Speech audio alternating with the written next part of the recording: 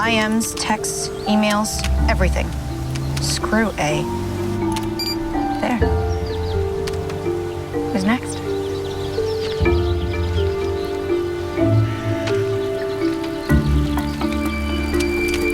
I spy with my little eye something that begins with F.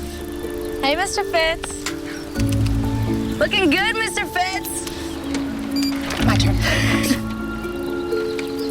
There are teachers that you don't want to see on a bike, and there are teachers that you do want to see on a bike. I would not want to see Mr. Gallardi on a bike. I don't want to think of Mr. Gallardi in motion of any kind. Mr. Fitz. Hannah, your turn. You talk.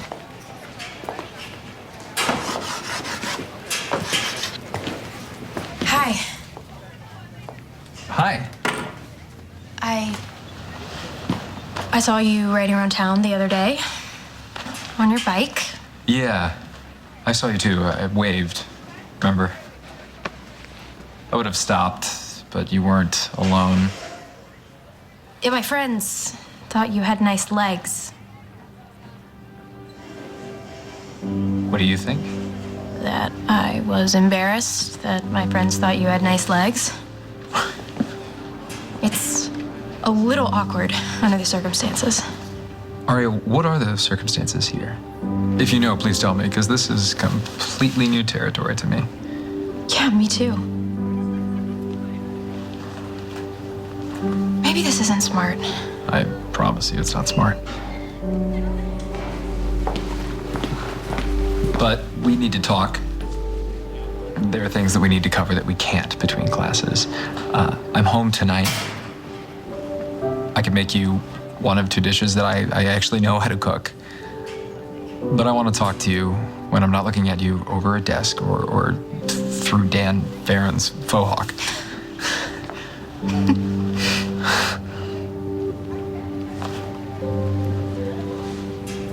What time? 7. 7's good.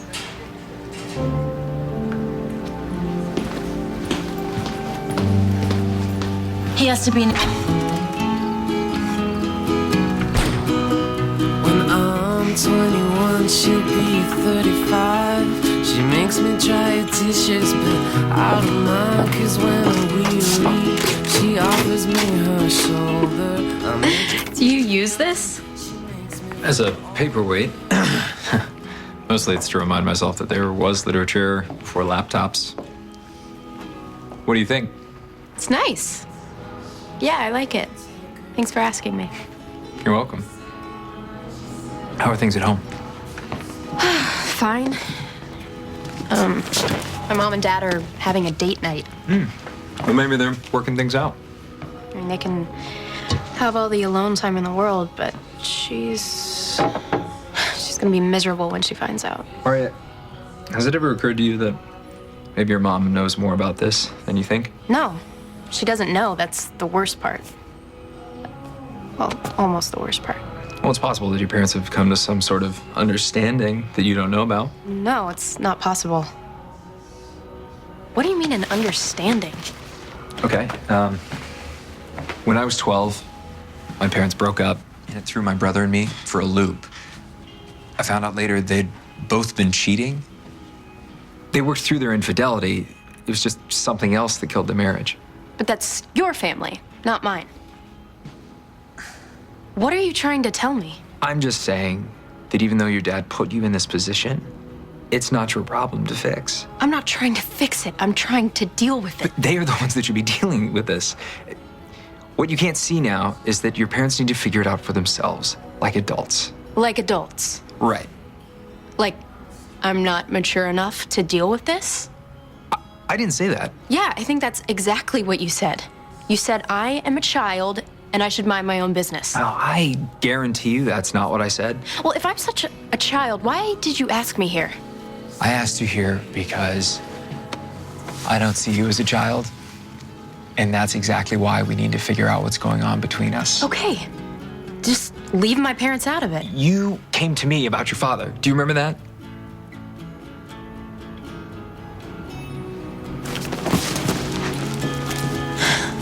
You know, I think I made a mistake coming here. I don't think you did. I do. It's not something an adult would have done.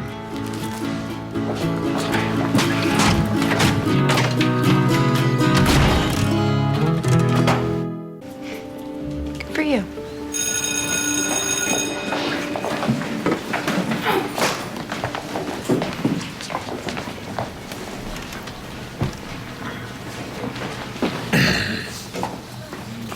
I'm wondering, is anybody else bothered by Atticus's hypocrisy at the end of the novel?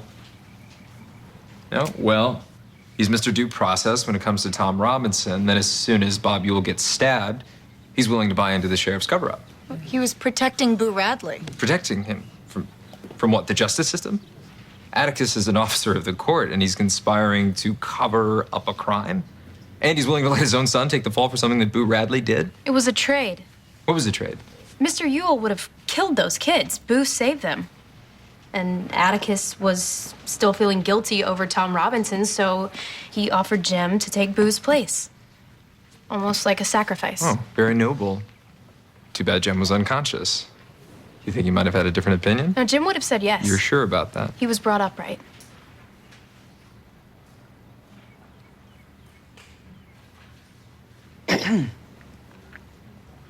I'm sorry, Mr. Sperling. Do you have something to add to the discussion, aside from phlegm? Just, well, his dad was a lawyer. He could get the kid off. Being brought up right had nothing to do with it. Really? The whole book is about what shapes us into adults? Or haven't you been paying attention? No, I'm just saying that No, she... you're just saying that Aria made an attempt to understand this book, and you haven't. No, I wasn't saying that, Mr. Fitz. Sorry, what are you trying to say? Well, it'd probably be easier for Atticus to get the kid off than to get Boo off, that's all.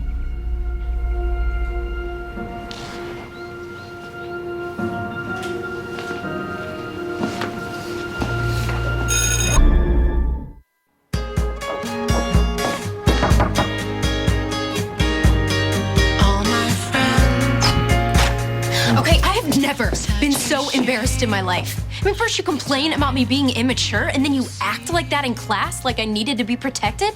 I mean, and everybody knew that there was something weird going on. I mean, God, what was that? What were you trying to teach me some kind of lesson or something? Because I totally don't need that from you. And you don't know anything about my parents, so don't say that they have some kind of arrangement or understanding or something, because you don't know them and you don't know me, okay? Yeah, you're right. I am? I really don't know anything about you.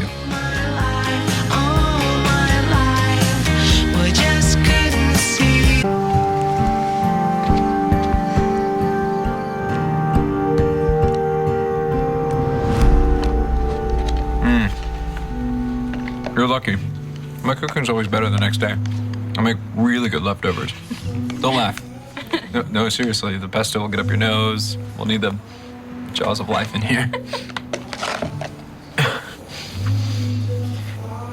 I'm sorry about what happened in class. I was mad at you for walking out of here. It's stupid, but I was. Going after Sperling like that. Not my finest hour as a teacher. Well, you're right about me. I am a fixer when it comes to my family. And I'm the one planning and negotiating and just trying to keep us together and keep things solid. What are you afraid of? That things will change.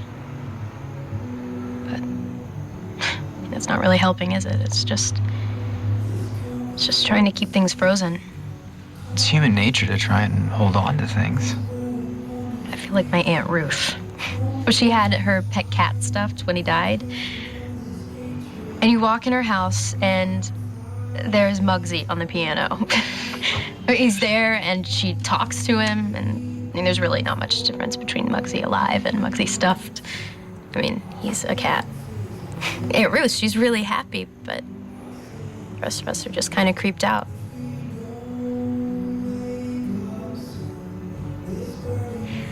I can't fix this. And if it's gonna be fixed, then they're just gonna have to do it themselves. And all I can do is tell the truth. Or otherwise, I could lose the both of them. I have to go. Do you need help cleaning up? You could stay. No, I have to go talk to my mom. You sure about that? Yeah, I'm sure. Wake up soon.